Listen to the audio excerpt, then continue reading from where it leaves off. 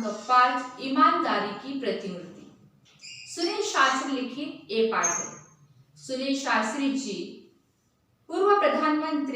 भूतपूर्व प्रधानमंत्री लाल बहादुर शास्त्री जी के बेटे हैं और लेखक हैं, जिन्होंने ये पाठ अपने पिताजी के स्मरण उनकी यादों में लिखा हुआ है। इस पाठ में उन्होंने लाल बहादुर शास्त्री जी की सच्चाई, परदुखकारकता, ईमानदारी, सच्चाई, इन गुणों को हमारे सामने रखा है।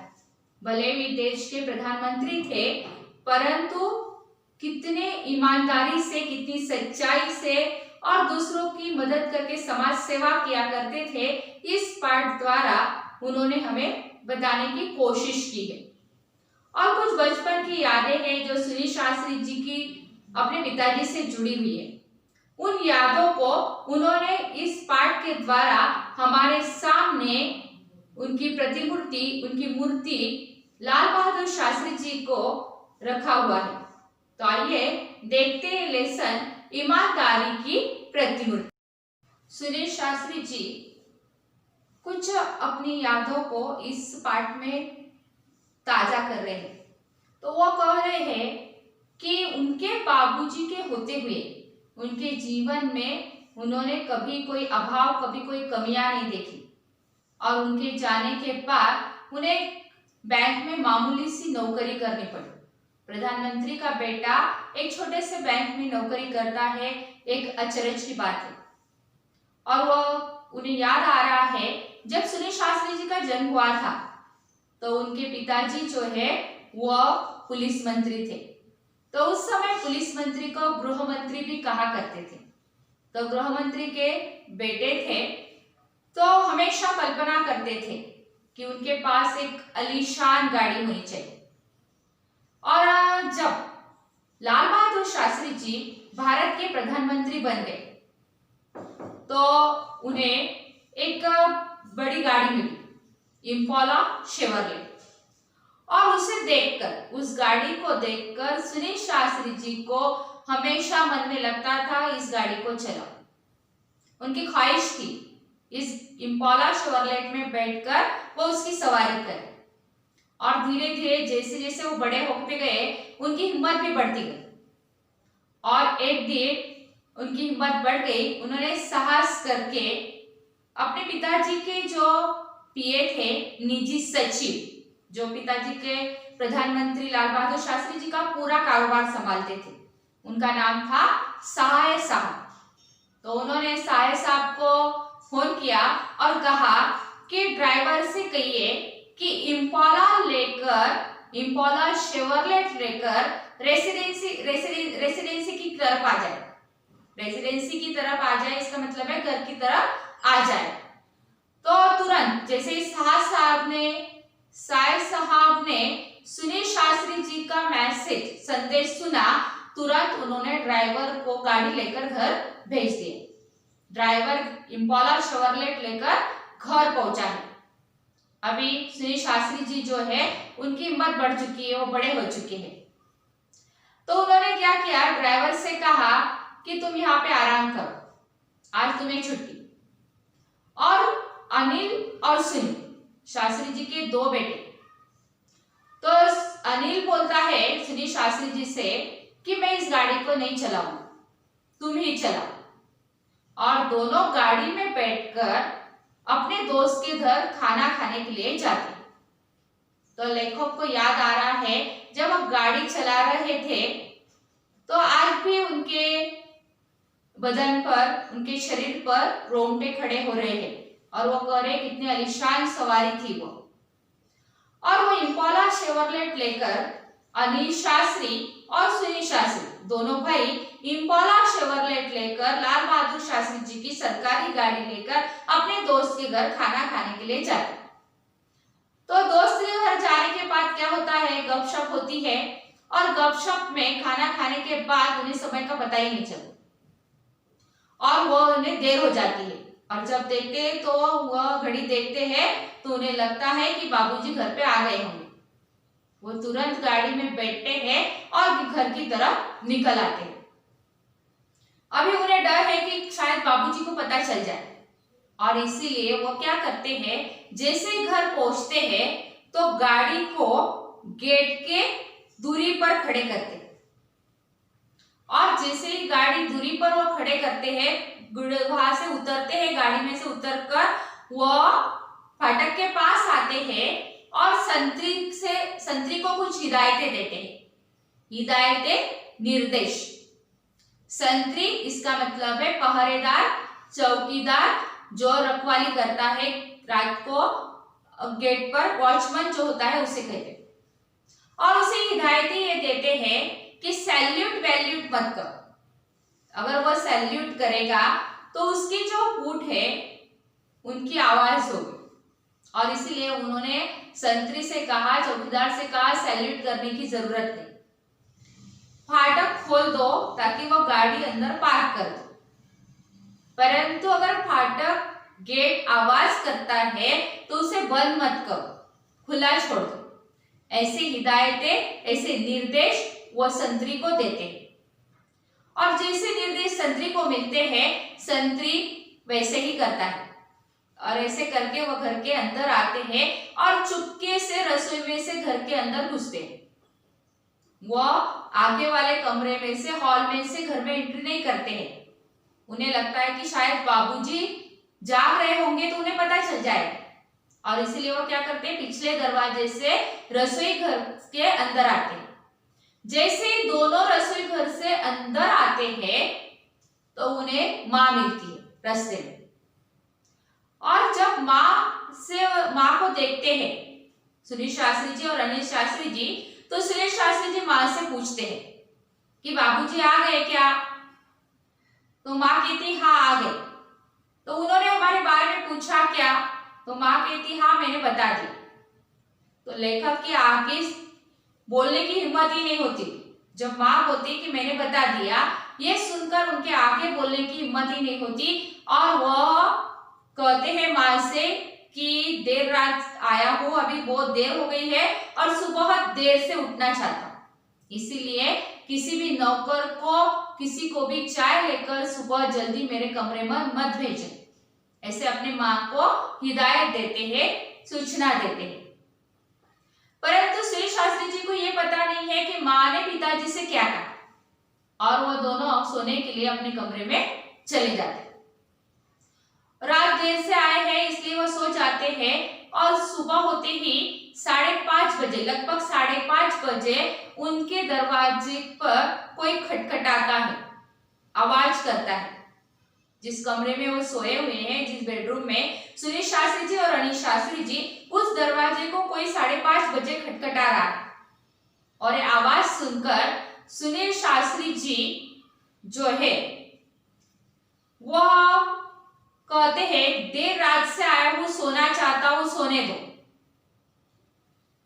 फिर भी दरवाजे पर 5:30 पौने 6 का टाइम है, और दरवाजे के बाहर दूसरी बार दस्तक आती है, खटखटाने की आवाज आती है, और सुनील शास्त्री जी बड़बड़ाते हुए, हिनहाते हुए उठते हैं और दरवाजे के पास जाते हैं और कहते हैं कि देर रात से आया हूं, सोना चाहता हूं। जैसे ही दरवाजा खोलते हैं तो सामने पाते हैं बाबूजी खड़े हैं, लाल बहादुर शास्त्री जी खड़े थे। लाल बहादुर शास्त्री जी की ओर देखकर सुनील शास्त्री जी घबरा जाते हैं और उन्हें कुछ सुझाई नहीं देता है कि क्या बोले, और वह तुरंत अपने बाबूजी से माफी मांगते हैं और कहते हैं कि नासमझी में ये बात कह गया।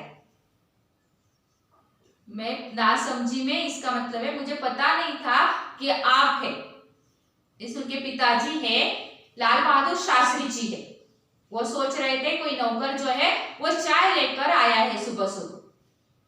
लाल बहादुर शास्त्री जी कुछ ना बोलते हुए कहते हैं चलो चाय पीते हैं, चाय की टेबल पर मिलते हैं, और उन दोनों को चाय के लिए बुलाते हैं।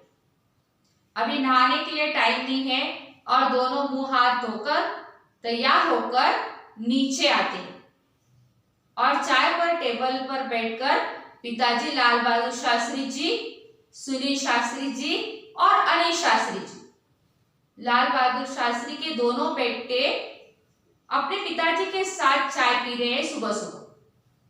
प्रधानमंत्री जी ने। और प्रधानमंत्री का जो समय है, टाइम टेबल जो है वो फिक्स होता है कि कब कहाँ जाना है, क्या करना है। वो अपने परिवार के लिए भी समय उनके पास कम होता है और इसलिए उन्होंने चाहा कि आज अपने दोनों बेटों के साथ चाय पी जाए और इसलिए वो बुलाने के लिए सुनील शास्त्री जी के कमरे में गए थे।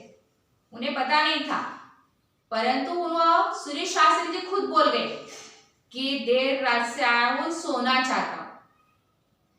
तब चाय पीते पीते अचानक से लाल बहादुर शास्त्री पूछने लगे कि अम्मा ने इसका मतलब है सुनील शास्त्री जी की मां ने, लाल बहादुर शास्त्री जी की पत्नी ने उनसे कहा था कि आप आ गए हैं। जब लाल बहादुर शास्त्री जी घर पर आए तो उन्होंने कहा था कि आप आ गए हो। और फिएट गाड़ी जो है वह भी दरवाजे पर खड़ी थी। फिएट एक छोटी सी गाड़ी है जो लाल बहादुर शास्त्री अपने परिवार के लिए पर्सनल यूज के लिए उपयोग में लाते हैं। उनकी खुद की गाड़ी छोटी सी है। तो जब वो घर आए तो फिएट भी दरवाजे के सामने खड़ी थी। तो उन्हें लगा कि बच्चे जो है सुनील शास्त्री और नील शास्त्री जी घर में होंगे। तो वो माँ कह रही थी कि आप आ चुके हैं और आप कह रहे हो कि रात देर से आए हो सोने, तो बात क्या है। तो उनसे सच्चाई छुपी नहीं और जो सच था वो उन्होंने अपने पिताजी को, लाल बहादुर शास्त्री जी को बता दिया कि हम अपने दोस्त के घर खाना खाने के लिए गए थे। फिर लाल बहादुर शास्त्री जी ने उनको प्रश्न पूछा, सवाल पूछा, अगर गए तो कैसे गए। फिएट गाड़ी तो दरवाजे पर खड़ी थी, जब मैं आया तो गए तो कैसे गए। तो उन्होंने कहा कि हम इम्पाला शेवरलेट लेकर गए थे। ये सुनते ही लाल बहादुर शास्त्री जी हंसे और कहा कि आपको बड़ी गाड़ी चलाने का शौक है। मुझे लगा मेरे बच्चे बड़े हो गए हैं और उन्हें बड़ी गाड़ी चलाने का शौक है। तो लाल बहादुर शास्त्री जी की ये बात सुनकर सुनील शास्त्री जी ने अनिल शास्त्री जी के आंखों में देखा, एक दूसरे की तरफ इशारा किया आंखों से और उन्हें लगा कि पिताजी कहना चाहते हैं कि आप इम्पाला शेवरलेट का उपयोग रोज नित्य डेली कर सकते हो। पिताजी खुश है कि हम इम्पाला शेवरलेट लेकर गए और उन्हें ऐसा लगा और उन्होंने एक दूसरे की आंखों में झांक कर देखा और खुश हुए कि पिताजी का इशारा समझ गए कि पिताजी चाहते हैं कि हम इम्पाला शेवरलेट का प्रयोग करें, रोज करें। परंतु जब पिताजी ने साय साहब को बुलाया, साय साहब जो है उनके निजी असिस्टेंट थे, पर्सनल निजी सचिव थे, पीए थे, और उन्होंने कहा कि जरा ड्राइवर को बुला दीजिए। ड्राइवर को बुलाने के लिए भेजा। जो इम्पाला शेवरलेट चलाता था, गवर्नमेंट ड्राइवर था, गवर्नमेंट की गाड़ी थी जो लाल बहादुर शास्त्री जी को गवर्नमेंट की तरफ से मिली हुई थी। तो ड्राइवर आया और ड्राइवर से उन्होंने सवाल पूछा, लाल बहादुर शास्त्री जी ने, लॉग बुक रखते हो क्या। लॉग बुक इसका मतलब है जिसमें गाड़ी के बारे में जानकारी लिखी जाती है, हिसाब किताब लिखा जाता है कि गाड़ी कब कहां से कितनी दूरी पर चली, कितनी किलोमीटर चली, कितना डीजल कितना पेट्रोल लगा और कितनी सर्विसिंग वगैरह करवाई। तो ड्राइवर ने जवाब दिया, हाँ लिखता हूं। तो फिर उन्होंने दूसरा सवाल पूछा कि इन लोगों ने कल गाड़ी कितने किलोमीटर चलाई।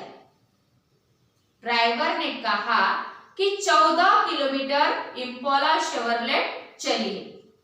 तो यह सुनकर उन्होंने कहा कि 60 पैसे प्रति किलोमीटर के हिसाब से उन्होंने हिसाब किया और फिर साहब से कहा कि निजी उपयोग के लिए लिख लो, निजी उपयोग।